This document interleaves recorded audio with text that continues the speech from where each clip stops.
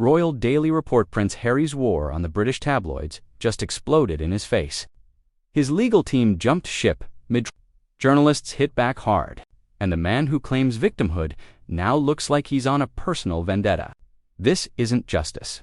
It's public humiliation. Stay with us. Good evening and welcome to Royal Daily Report, where we cut through the spin and lay out the facts. Tonight, we break down the disaster unfolding in London's High Court. Harry's case against Associated Newspapers.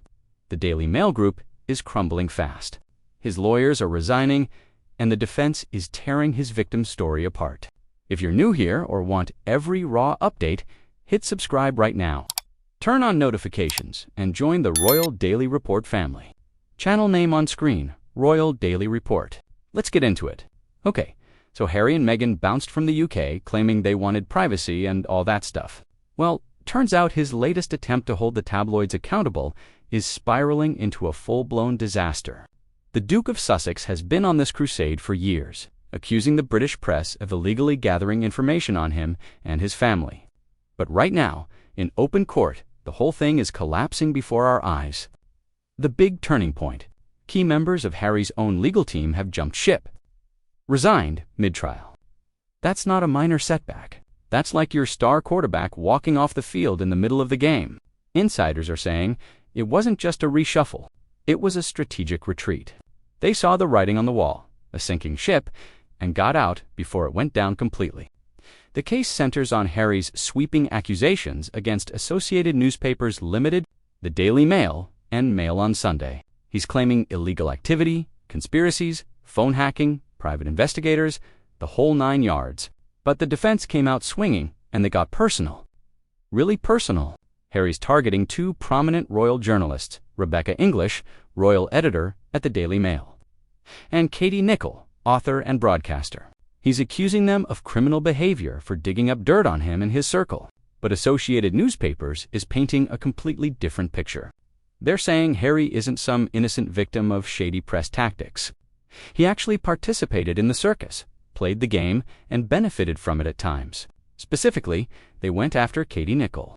She used to be the diary editor for the Mail on Sunday and is a well-known TV talking head. The defense is claiming she wasn't some sneaky snoop. Harry himself invited her to a private party back in 2011 at Kensington Roof Gardens. They stayed in touch afterward, ran in the same social circles.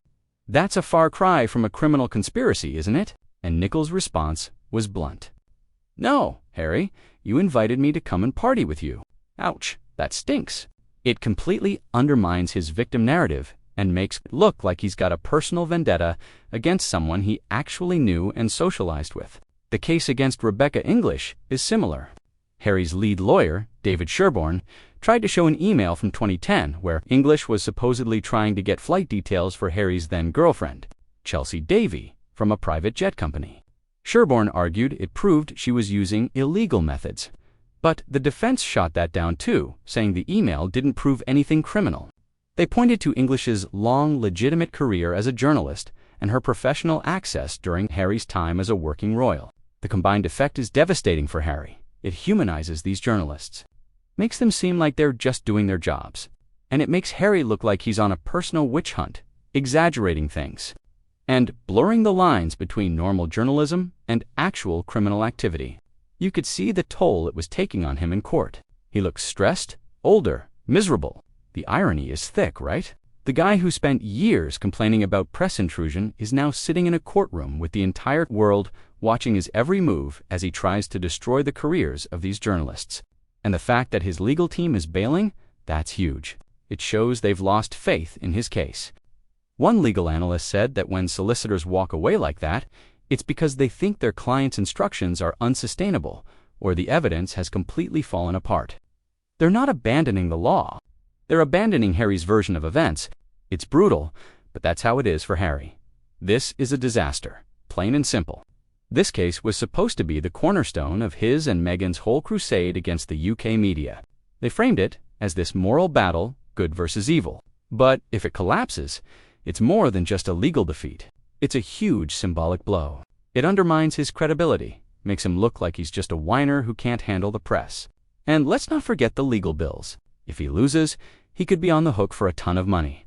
But even worse, It could cement this public perception of him as relentlessly combative, unable to tell the difference between legitimate criticism and actual malice. It makes him look thin-skinned, like he can't take the heat.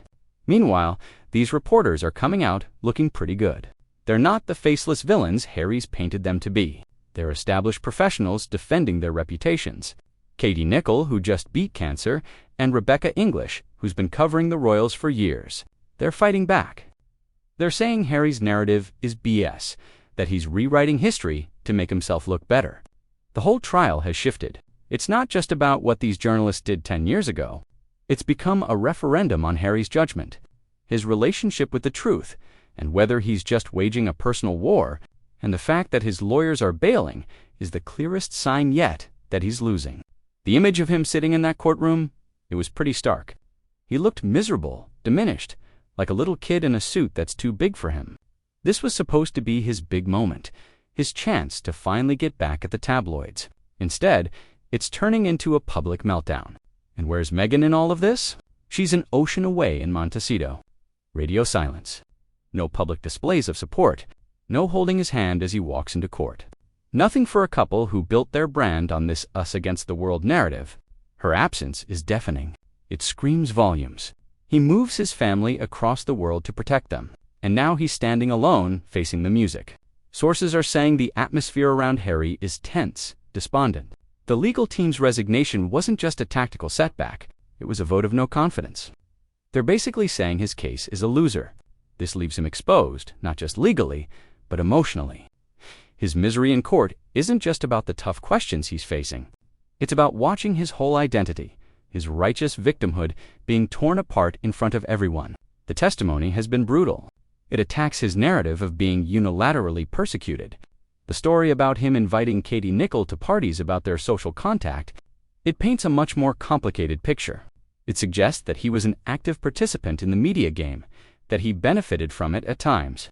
Having your past reinterpreted like that so publicly, it's got to be disorienting. He's not just fighting a newspaper, he's fighting a version of his own history, and he's losing. This whole thing highlights a major contradiction in Harry's post-royal life. He and Meghan built a freaking empire on their personal story, selling documentaries, books, and podcasts. But when the most important legal chapter of that story is being written, he's on his own. Meghan's absence suggests a strategic retreat. She's distancing herself from this mess. She's had her own run-ins with the press, but she's clearly decided this is Harry's battle to fight, and maybe to lose. You can see the emotional toll on him, his posture, his distant gaze, the lack of that defiant energy he used to have. He looks miserable. He's caught between two worlds. The one he was born into, which he claims rejected him, and the one he built, which doesn't seem to be supporting him now. That California dream is looking pretty distant right now. Ultimately, Harry's misery is a symptom of a bigger strategic failure. He tried to transplant the dynamics of a royal feud where you can just put out statements and rely on friendly media into a court of law. But the courtroom doesn't care about narratives. It cares about evidence, cross-examination, and cold, hard facts. Meghan, the architect of their media strategy, isn't there, because there's no media strategy left to execute. There's just a case, and it's falling apart. The judge, the press gallery, the empty chair where Meghan should be sitting, it's all converging to create this crushing pressure. He wanted to be seen as a warrior for justice, but he looks like a stranded soldier. His allies have left. His fortress of solitude has been revealed to be just that, solitary. His misery isn't just personal, it's the result of a campaign that mistook publicity for power and confession for clout. And in a court of law, neither is enough. That's our full report tonight on Royal Daily Report. What do you think? Is this the beginning of the end for Harry's media crusade? Drop your thoughts in the comments below. If this breakdown hit hard, subscribe now to Royal Daily Report. Hit the bell for notifications. Like this video and share it with anyone following the real royal drama. We'll keep tracking every twist in the courtroom and bring you the next update as it breaks. Thanks for watching. Stay informed. Stay critical. Royal Daily Report, signing off. See you next time.